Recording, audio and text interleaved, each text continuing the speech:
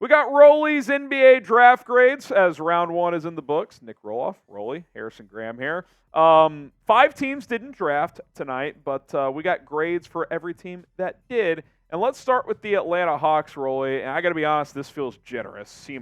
Well, listen, I don't want to go too harsh on the Hawks, but I just don't like Zaccharie Risacher as the pick at 1. I think they could have got more help for their roster currently. And to me, they're stuck in the middle. Are they trading Trae Young? Are they trading DeJounte Murray? What are they doing? If they're keeping both, like, I understand going with a 3-and-D type player in Risacher, but if you're trading any one of them, I would have went with a higher upside pick like the Donovan Klingons or Alex Sarrs, and that's kind of why I'm not a fan of this pick. C-. I think it's a fair grade, honestly. Boston Celtics B+ after taking Baylor Shireman. Yeah, they steal Baylor Shireman, my sweet prince out of Creighton, with the last pick in the first round. Just one of the best 3-level scorers and shooters coming out. I'd probably label him as the 4th best shooter in this draft. Number 1 was Reed Sheppard, Knecht, Jared McCain. Those are probably the top 3. Shireman's right there. He can do it all. Experienced player, likely your Sam Hauser replacement for the long term.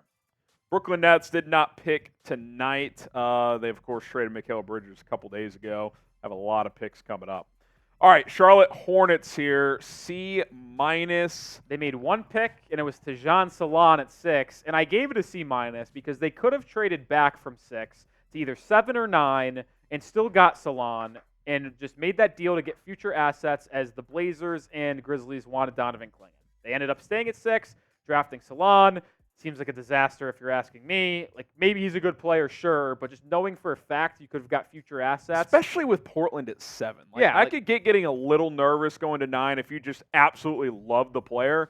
But everyone knew Portland wanted Clingan. Yeah, made no sense. It's just bad. You know what it is? It's bad front office management. They didn't do their homework. That would be correct.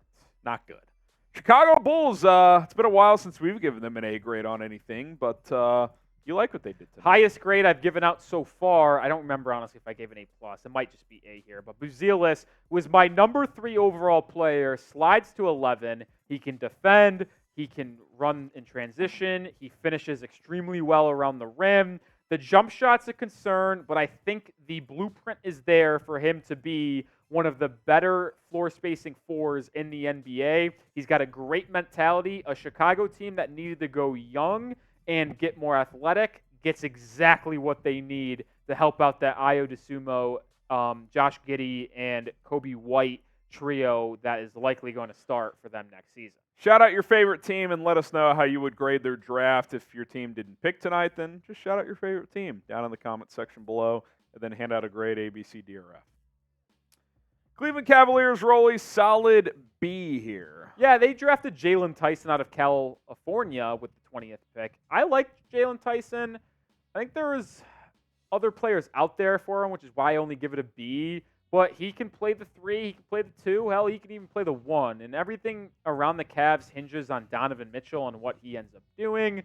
We'll see what he does in terms of long-term extension. But Tyson, whether Mitchell is there or isn't there, is a good piece to help them continue to build out a rotation.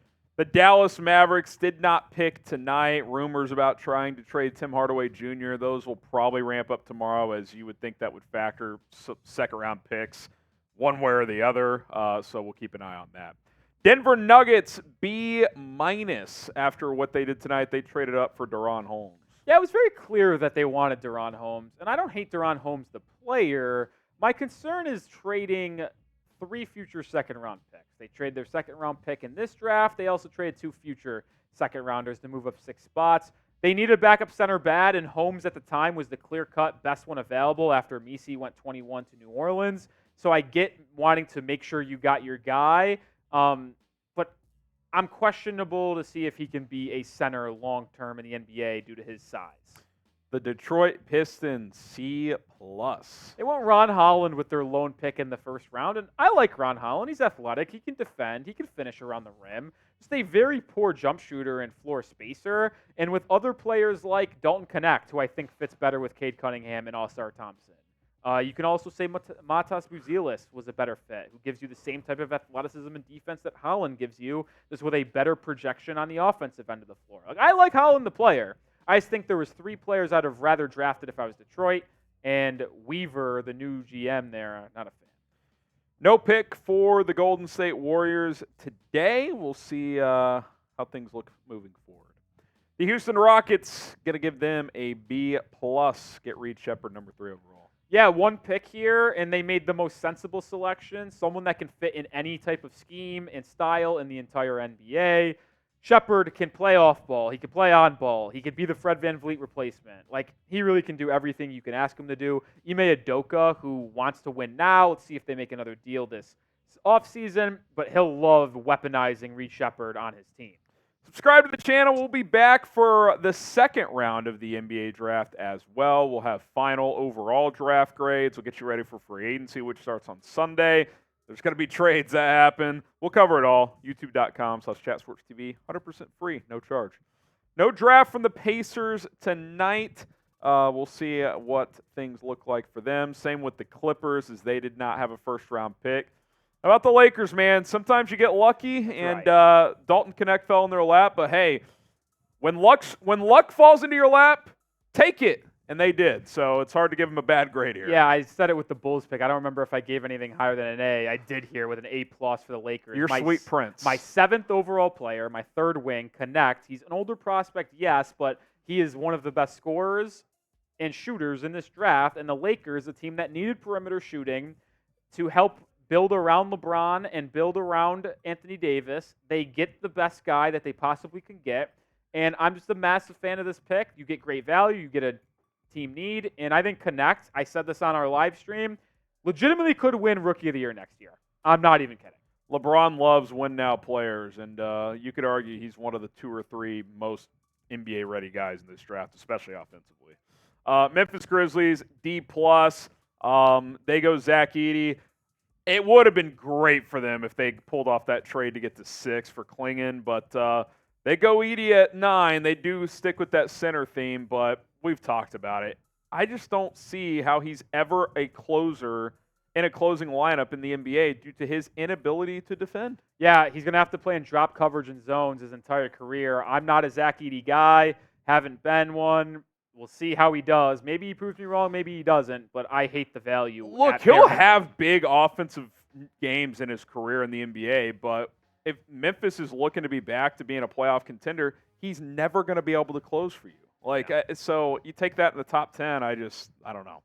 Miami Heat, B+, this is all you. Yeah, they draft Kel'el Ware, the center from Indiana. They needed to add size alongside Bam Adebayo as well as his backup. They get my 3rd overall big and 14th overall player. He can space the floor. He can finish at the rim. He can rim protect as well, average 2 blocks a game.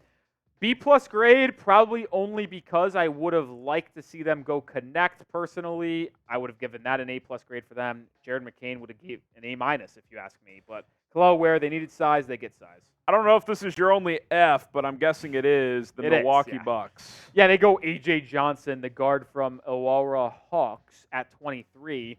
I like the long-term upside here because he's just an unbelievable athlete and there's a lot of room to grow. The reason why it's an F is because they need to maximize the next 3 seasons with Giannis and Damian Lillard. This pick will do none of that. So why would you waste a first-round pick? Makes no sense. I don't get what Milwaukee's doing. Minnesota, A-.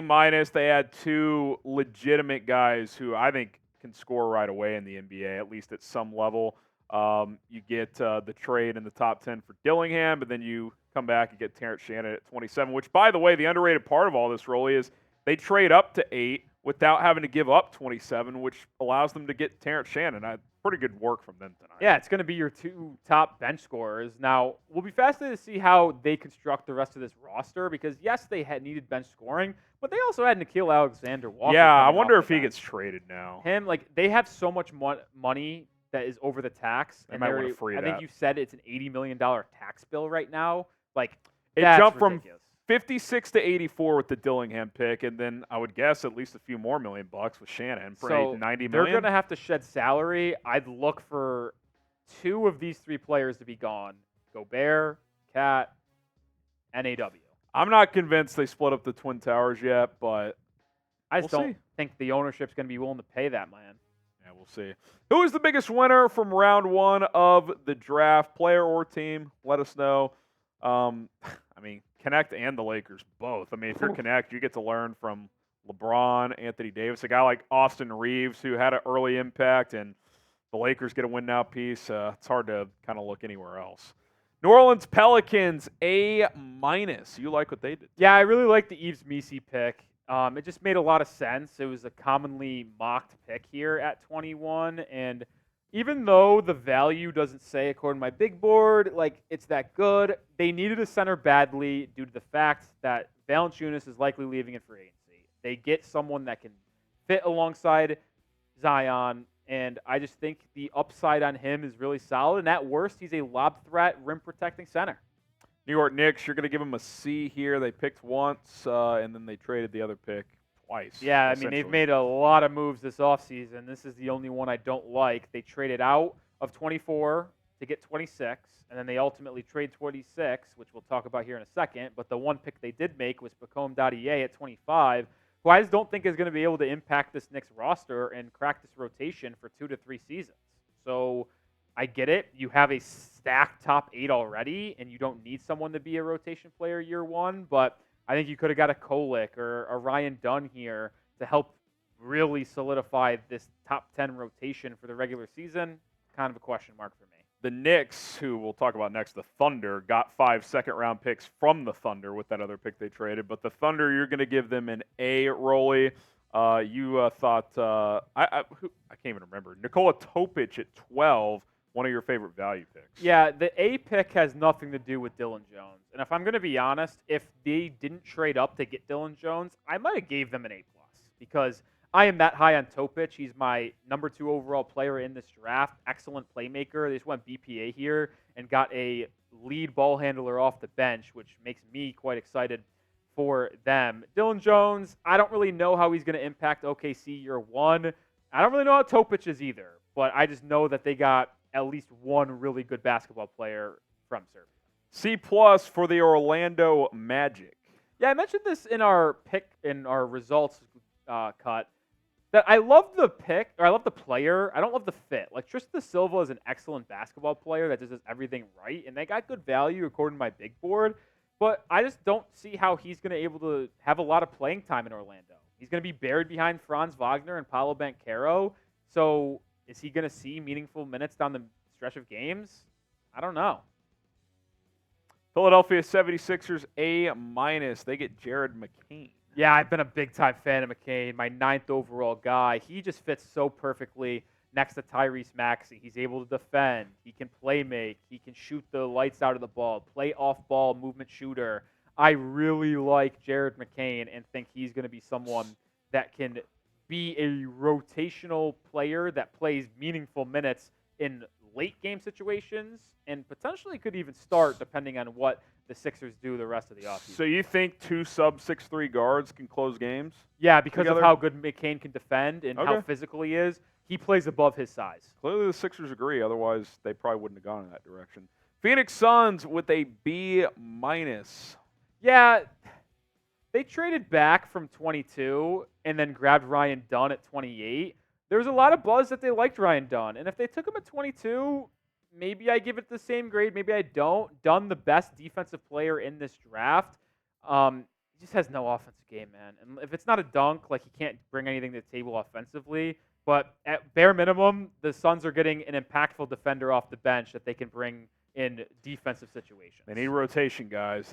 Pretty thin roster there. Portland Trailblazers, A-. Did you factor in the Denny Avdija trade in here? I actually did not. I just was looking at Donovan Clingan in this pick specifically, the best rim protecting center in the NBA draft, and they get him here. It was also, I know for a fact, well, maybe this is not correct because maybe it was Alex Sarr, but I know the Blazers had Clingan as one of their top 2 or 3 guys that they wanted at pick 7, and they get him. So you just know it's going to be good, and he's their new long-term center. Sacramento Kings, A-. Yeah, 13, they get Devin Carter, who a lot of people thought, including myself, was going to end up going in the top 10. Doesn't. Maybe there's other reasons for a fall, but he's a good defender, can shoot it, can handle, just fits like Reed Sheppard almost, like in any type of system, just not as good as a three-point shooter as Reed Sheppard is. I like this fit as a 7th, 8th man off their bench, like Malik Monk, Kevin Huerter alongside De'Aaron Fox. Like those are 3 good guards that you can start, you can put off the bench to help De'Aaron Fox. Who will be the best player from the 2024 NBA draft? Sound off in the comment section below and let us know what you guys think. Go to the Spurs here, B+. They picked at 4, and then they traded out of 8. Yeah, I like their pick of Castle. The reason why I gave it a B+ overall for the first night is because I would have liked them to keep that 8th pick and gone with a toe pitch, a Matas Buzelis, a Dalton Knecht to help fill out this roster alongside Victor Wembanyama. And after only making 1 pick today, they got a guard that can defend, can play, make, and do it all, which is what they needed. But there still is a long way to go with this roster. Are they going to make big moves via the trade market? We'll see. Toronto Raptors, just a straight-up B here. Yeah, Raptors go with Jacoby Walter at 19, someone I like. We'll see what he develops into, if he can improve his ball handling, but at worst is going to be a nice 3-and-D guard. Walter, I like him. We'll see if he's going to be able to grow in anything else, which is why I don't give it a crazy grade. B+ for the Utah Jazz here. Yeah, the Jazz at 10 went Cody Williams, and then at 29 grabbed Isaiah Collier. I originally gave the Cody Williams pick a B, and then I bumped it up to a B+ due to Collier, who was 16th on my big board. They get him at 29, an athletic guard that gets downhill, can finish around the rim. I think they got 2 building blocks, man. Like, I could absolutely see in 2 seasons, if their 3-man trio in the starting lineup of Collier, Cody Williams, and Keontae George were studs, wouldn't shock me. How about A- for the Washington Wizards? Yeah, the Wizards made 3 picks. They went Alex Sarr 2, who was my number 1 player. They got Bub Carrington at 14, and then they got Keyshawn George at 24. They got a young piece that can really be a building block at all 3 levels of the court. Backcourt, wing, center. Like, I don't know what you can ask for if you're a Wizards fan. All 3 guys are young, a lot of room to develop. We'll see if they keep Kuzma. But either way, having these 3 develop and create chemistry next season together while also openly tanking, potentially getting Cooper Flagg, you could be set up for a good long rebuild if you're the Wizards. There you have it. Draft grades from round 1. Again, we'll be back for round 2 tomorrow. Don't forget to follow us on social media at @HRAMNFL, Nick_Roloff on Twitter.